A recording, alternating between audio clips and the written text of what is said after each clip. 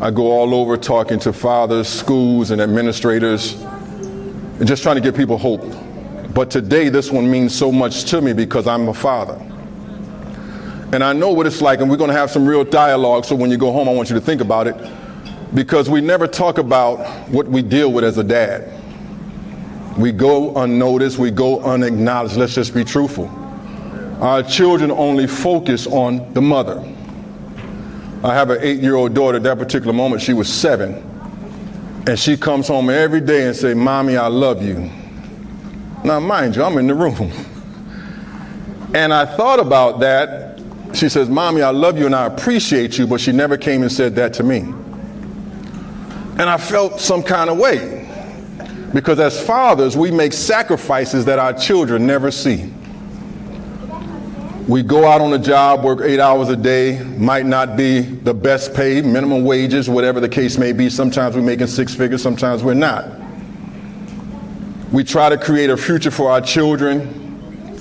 We try to encourage them by our example, by working hard and letting them see us work hard. But they never come in and say, "Dad, I appreciate you. I love what you're doing," because we work in silence. And can I be truthful with you? When my daughter did that, it made me feel like, wow, what I'm doing doesn't even matter. That even your children don't even acknowledge who you are and don't realize you're making some sacrifices where you got to bite your tongue on certain jobs, and even with people in the street, you got to hold your peace because you need that income to keep coming in the house. Man, I cried as I was sitting there or laying in the bed.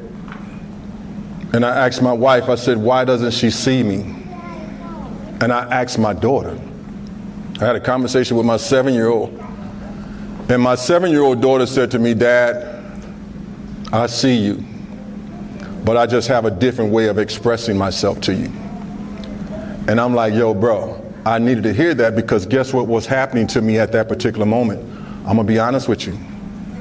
I wanted to commit suicide, because that's how bad I felt.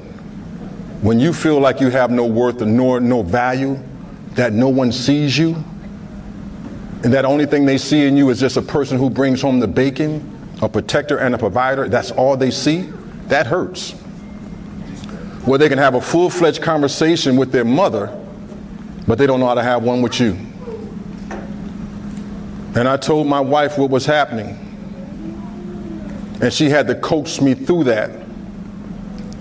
At that particular moment, when I was going through, the next day my daughter came in the room when I was actually wanting to commit suicide.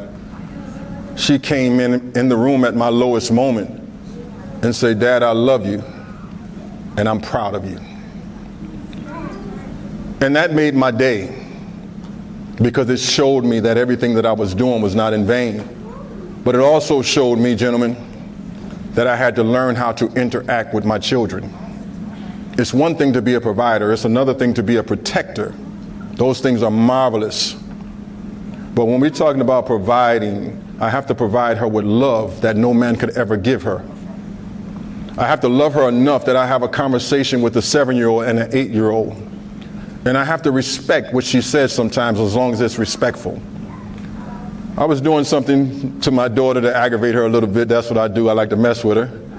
And she said to me, "Dad, please stop doing that because it's annoying me." She wasn't being disrespectful, but I'm teaching her how to communicate in a way that she doesn't offend people, but that she can be heard. Now, I could have got offensive or offended. I'm like, "Yo, who you talking to? Don't you know I'm your father?" But I never want to take her voice away, because I was doing something to her that was offending her. And I said, "Baby, you know what? Daddy's sorry. I want to apologize to you for offending you." So as a father, we need to learn how to have these conversations with our children and not be dictators. Because if you're a dictator, that makes them afraid of you. But can we have a relationship with them to understand? At that particular moment, guess what I was doing, guys? I was inviting a 7-year-old, 6-year-old into my world as an adult. That don't work. I was expecting a 6 or 7-year-old to act like me, who is 61 years old. And I would get mad if she don't do what I think she should be doing. I'm like, "Yo, bro, she's only 6. What you doing? She can't relate to your world. I throw some words on her right now, and she said, Dad, what that mean? See, it's comical, but understand, as a father, you can't invite no 3-year-old child into your world and expect him to act the way you want him to act. He's a child. He's experimenting. He's learning. They're learning. So why can't you learn and grow together with them instead of saying you bad, right? I never put those those adjectives on my kids or those words. When she turned 7, I said she's turning the significant 7, the thriving 3s, those fabulous 4s, those fantastic 5s. Because I want to speak life into her. I don't ever want her to ever say, my daddy called me dumb and called me stupid. Where your child wants to imitate you on a good terms and say, you know what, Dad, when I grow up, I want to be just like you. Find me reading books where she read books. She woke up this morning and said, Dad, let me tell you about Harriet Tubman. 2 weeks ago, she said, Dad, let me tell you about Martin Luther King. The other week, she says, Dad, let me tell you about Rosa Parks. I'm looking at her like, wow, bruh, my daughter loves history. My job is to teach her black history in a way that it doesn't offend her. So when she saw me looking at something about Malcolm X, she couldn't watch it because it was too harsh for an 8-year-old to watch. That's when he got assassinated or got killed. So then I said, you know what? I can still teach her history, but I have to teach her in a way that she can catch it without her being scared. What I'm saying to you is invest in your children and find out what their dreams are. Find out what they want to become. I'm going to say this to you. I never wanted to play football or basketball in school. But in the black culture or in our neighborhoods, if we say we don't want to be a football player or a basketball player, then we're not fitting in with the culture. I always loved drama. I always loved listening to classical music when I was growing up. And I would sneak and do it when I wasn't around my friends. I had to stop doing that when I got older because I was putting on someone else's garments. I was becoming what the neighborhood wanted me to become. I went to go see an orchestra just the other day, man, it was powerful. My wife took me, and it was talking about astronomy. It was talking about the stars, the Rochester Philharmonic Orchestra. I loved that so much, bro, that I called my videographer and told him about it, and he went the next day because it was so beautiful. Because I started thinking outside the box. I went to the park the other day. They got a thing called, it's a park where you can go. It's named after a resort. I can't think of the name of it right now. But it's a beautiful boardwalk here in the city of Rochester. My wife's birthday was last week. I think it's Cornerstone Park, whatever it is. And me and her walked down that boardwalk out in by Charlotte Beach. Turning Stone, there it is. And bro, if you want to go somewhere really beautiful, take your kids there. I'm taking my daughter and my family there this Saturday because it's outside of the box. You cannot succeed or go to a next level if you don't understand that you have to be open to new things. I told my wife, I said, I'm so tired of going places to eat. I said, can we do something different today? So I took her there for her birthday, and she said, this is the best birthday I ever had. Because we didn't go to a restaurant, we didn't do cake and ice cream, but we did something where we sat and we walked and we talked. As fathers, I'm not only saying talk to your children, but talk to your significant other. Have a conversation and look into the relationship bank. I got a lot of stuff I can tell you about, so I'm giving you a lot within this time frame. A relationship bank is this. In the natural bank, you make withdrawals or deposits. In the relationship bank, if you're with someone and you're making nothing but withdrawals in that relationship, meaning you're always talking negative and always arguing, always fighting, that person becomes numb. And so what happened, you took so much of them out of the relationship that they can't relate in the relationship anymore. And then you have a callous relationship. But if you make some deposits and get up every morning saying, I love you, I really appreciate you. Me and my wife, I'm very transparent. Me and my wife had a disagreement the other day. You know what I did? I listened to her. I listened to how I offended her. I listened to her concerns.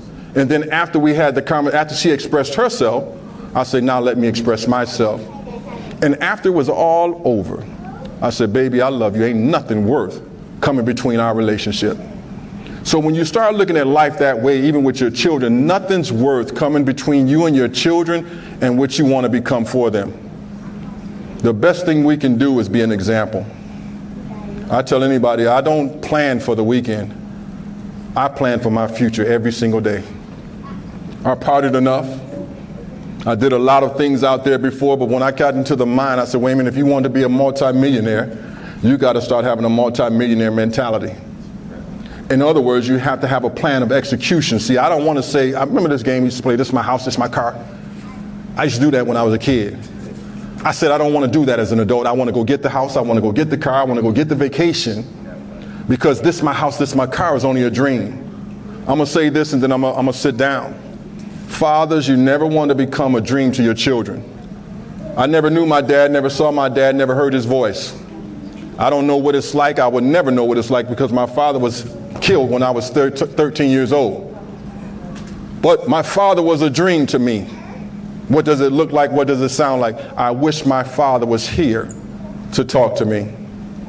I wish my father would take me to the football game, the basketball game. I wish my father would give me a hug. I wish my father would love me.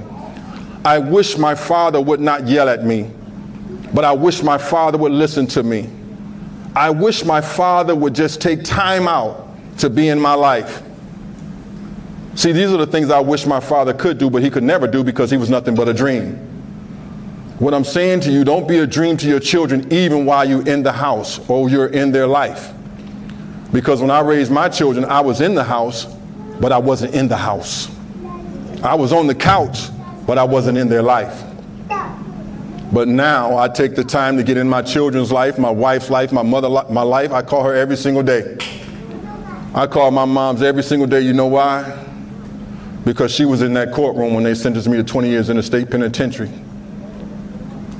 And then I looked back and I saw how I hurt her, but I had a conversation with her a couple years ago, and I said, Mother, how did that make you feel? I recorded that conversation. She didn't know it. My mother said she was hurt, she felt the shame, and she felt like she failed. Man, I cried because I didn't realize what my actions was doing, not only to my mother, but to my children. So I called my moms every single day. I said, listen here, boo, I ain't going back, but I'm here, but I changed. I was talking to my daughter's mother today. She says, wait a minute, I saw your commercial.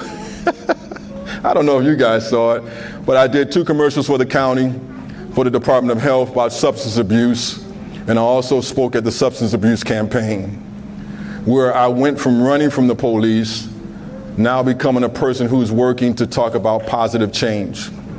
I grew up in the jungle does not mean I have to be a part of the jungle anymore. What I'm talking about today is be who you are no matter where you go. Because those little people sitting next to you, they need an example.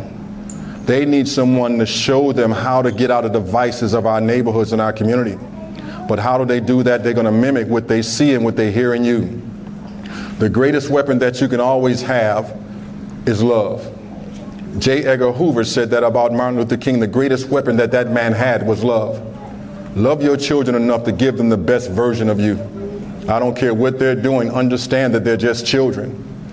And love them in such a way that you talk to them about what's going on. Don't yell at them. The streets are yelling at them every day. The neighborhoods are yelling at them every day. But give them a place that when they come home, they can run into your arms and say, Daddy, this is what I'm dealing with. And you can show them the way how to come out of it. I really appreciate you guys. I hope you enjoyed it. Thank you. Thank you. Thank you.